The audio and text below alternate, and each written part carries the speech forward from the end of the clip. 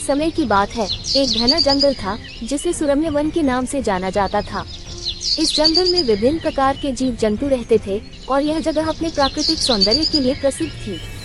जंगल के बीचों बीच एक विशाल झील थी जो जानवरों के लिए पानी का मुख्य स्रोत थी। हर सुबह और शाम विभिन्न जानवर झील के किनारे पानी पीने आते थे और अपने दिन की शुरुआत और समाप्ति करते थे। जंगल के राजा शेर, जिसका नाम सिंह था, अपनी ताकत और न्यायप्रियता के लिए प्रसिद्ध था। सिंह जंगल के सभी जानवरों का ध्यान रखता और सुनिश्चित करता कि कोई भी जानवर किसी अन्य जानवर को नुकसान न पहुंचाए।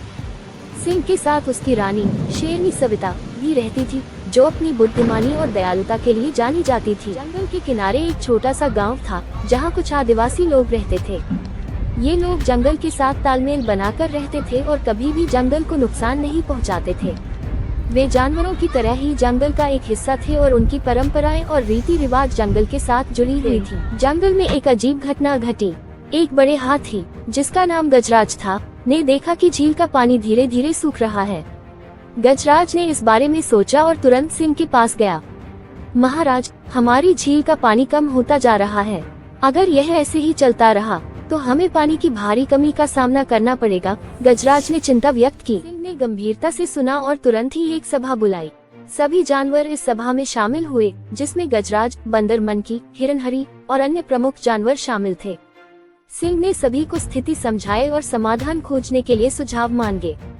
बंदर मंकी ने कहा, हमें झील की गहराई की जांच करनी चाहिए और यह पता लगाना चाहिए कि कहीं झील का पानी किसी दरार या सुरंग से तो नहीं बह रहा है। मंकी की बात से सहमति जताई और गजराज को झील की गहराई की जांच करने के लिए भेजा गया।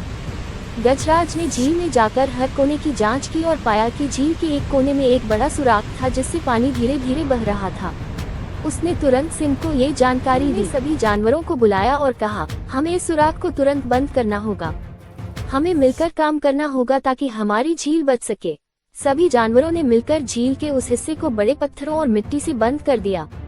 धीरे धीरे झील का पानी फिर से भरने लगा और जानवरों ने राहत की सांस ली। लेकिन यह समस्या का अंत नहीं था। कुछ दिनों बाद जंगल में एक और समस्या उत्पन्न हुई।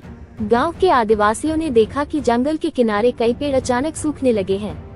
ये देखकर वे भी चिंतित हो गए। गांव के मुखिया, जिसका नाम भीम था, ने जंगल के राजा सिंह से मिलकर इस बारे में चर्चा करने का निर्णय लिया। भीम ने सिंह से मिलकर कहा, महाराज, हमारे गांव के पास के पेड़ सूख रहे हैं। अगर यह इसी तरह चलता रहा तो हमें लकड़ी और फल फूल की कमी हो जाएगी। हमें इस समस्या का समाधान खोजना होगा। बात सुनी और जंगल के जानवरों के साथ मिलकर इस समस्या का समाधान खोजने का निर्णय लिया। उन्होंने अपने सबसे समझदार जानवर उल्लू उड़न को बुलाया और उससे सलाह मांगी। उड़न ने कहा, हमें इस समस्या की जड़ तक जाना होगा। हमें ये पता लगाना होगा कि पेड़ क्यों सूख रहे हैं।